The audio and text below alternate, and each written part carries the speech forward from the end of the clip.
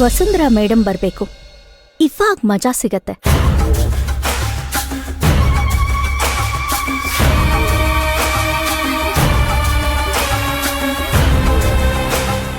Hello.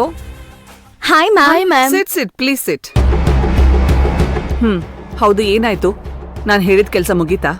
Yes ma'am, perfect ಅಂದ್ರೆ perfect ಆಗಾಯ್ತು. ನಾವ್ ಅಂದ್ಕೊಂಡಿದ್ದಕ್ಕಿಂತ ಬೇಗ ಅವಳು ನಮ್ ಬಲೆಗ್ ಬೀಳ್ತಾಳೆ. ಭವಾನಿಗೆ ಇವಾಗ ನಮ್ಮೇಲ್ ನಂಬಿಕೆ ಬರ್ತಾ ಇದೆ. ಹೌದು ಮ್ಯಾಮ್, ಅವಳನ್ನ ಹೊಗಳಿ ಆಕಾಶಕ್ಕೆ ಏರಿಸ್ಬಿಟ್ಟಿದೀವಿ. ಈಗ ಅವಳು ತನ್ನಂತಾನು ಲೇಡಿ ಬಾಸ್ ಅನ್ಕೊಂಡಿದ್ದಾಳೆ. ಗುಡ್. ಹೌದು, ಆ ಡ್ರೈವಿಂಗ್ ವಿಷಯ ಏನಾಯ್ತು? ಮ್ಯಾಮ್, ಡ್ರೈವಿಂಗ್ ಅನ್ನೋದು ಸ್ಟೇಟಸ್ ಸಿಂಬಲ್ ಅಂತ ಅವಳ ತಲೆಗ್ ತುಂಬಿಟ್ಟಿದೀವಿ. ಗ್ಯಾರಂಟಿ ಭವಾನಿ ಅವರು ನಾನ್ ಕಾರ್ ಡ್ರೈವಿಂಗ್ ಕಲ್ತ್ಕೊಂಡ್ಲೇಬೇಕು ಅಂತ ನಿಮ್ ಹತ್ರ ಬಂದು ಹಠ ಮಾಡೇ ಮಾಡ್ತಾರೆ. ನೋಡ್ತಾ ಇರಿ, ಆ ತರ ಬ್ರೈನ್ ವಾಶ್ ಮಾಡ್ಬಿಟ್ಟಿದೀವ್ ನಾವು. ವಸುಂಧರಾ ಮ್ಯಾಮ್, ನೀವ್ ಹೇಳ್ದ ಹಾಗೆ ಡ್ರೈವಿಂಗ್ ಕಲ್ಸೋ ನೆಪದಲ್ಲಿ ಅವಳನ್ನ ಮನೆಯಿಂದ ಆಚೆ ಹಾಕ್ಸೋದು ತುಂಬಾ ಈಸಿ. ಅವಳು ಇಂಡಿಪೆಂಡೆಂಟ್ ಆಗಿ ಹೋದಷ್ಟು ಮನೇಲಿ ಜಗಳ ಜಾಸ್ತಿ ಆಗತ್ತೆ. ನನಗ್ ಬೇಕಾಗಿರೋದು ಅದೇ. ಅಕ್ಕ ತಂಗಿ ನಡುವೆ ಪ್ರೀತಿಗಿಂತ ಹೆಚ್ಚಾಗಿ ಅಹಂಕಾರ ಬೆಳಿಬೇಕು. ಆ ಸಿಂಧು ಏನೇ ಹೇಳಿದ್ರು ಭವಾನಿ ಕೇಳ್ಬಾರ್ದು. ಸಣ್ಣ ವಿಷಯ ಕೂಡ ದೊಡ್ಡದಾಗಿ ಇಬ್ರು ಮನಸ್ಸು ರಣರಂಗ ಆಗ್ಬೇಕು. ಡೋಂಟ್ ವರಿ ಮ್ಯಾಮ್, ಭವಾನಿ ಈಗ ನಮ್ಮನ್ನ ಬೆಸ್ಟ್ ಫ್ರೆಂಡ್ ಅಂತ ಅನ್ಕೊಂಡಿದ್ದಾಳೆ. ಅವಳ ಪ್ರತಿ ನಿರ್ಧಾರದಲ್ಲೂ ನಮ್ ಪ್ರಭಾವ ಬೀರ್ಬೇಕು. ಆ ತರ ನಾವ್ ರೆಡಿ ಮಾಡಿದೀವಿ. ಖಂಡಿತ ಅವಳು ನೀವ್ ಹೇಳ್ದ ಹಾಗೆ ಮಾಡೋದು. ಭವಾನಿ ಮನೆಯಲ್ಲಿ ಸುಡೋ ಬೆಂಕಿ ಆಗ್ಬೇಕು.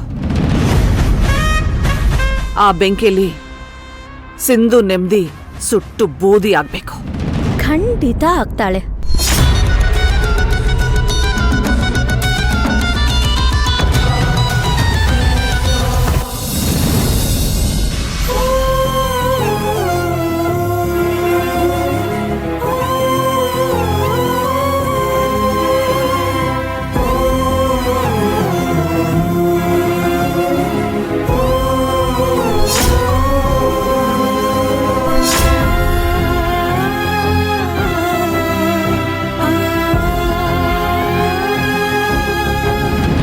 ಸಿಂಧು ಅವರೇ,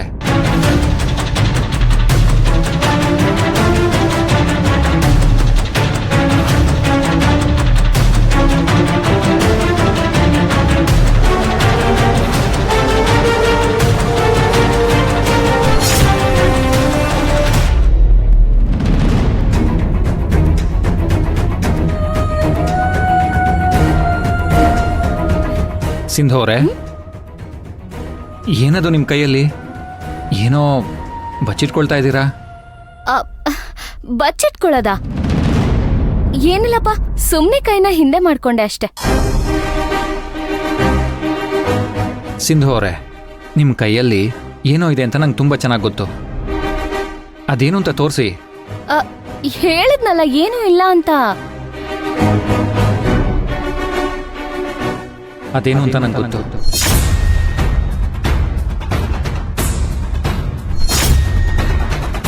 ನೀವು ನನ್ನಿಂದ ಏನು ಮುಚ್ಚಿಡೋದಕ್ಕಾಗಲ್ಲ.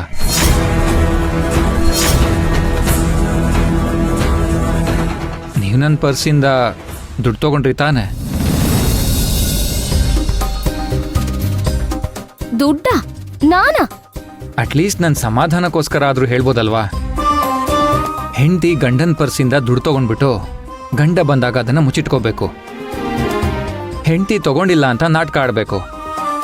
ಆಗ ಗಂಡ ನನಗೆ ಗೊತ್ತು ಅಂತ ಅದನ್ನ ಕಿತ್ಕೊಳಕ್ ಹೋದಾಗ ಸ್ಟ್ರಗಲ್ ಆಗತ್ತೆ. ಆ ಸ್ಟ್ರಗಲ್ ಮುಂದುವರೆದು ಜಗಳ ಆಗುತ್ತೆ ಅಲ್ವಾ?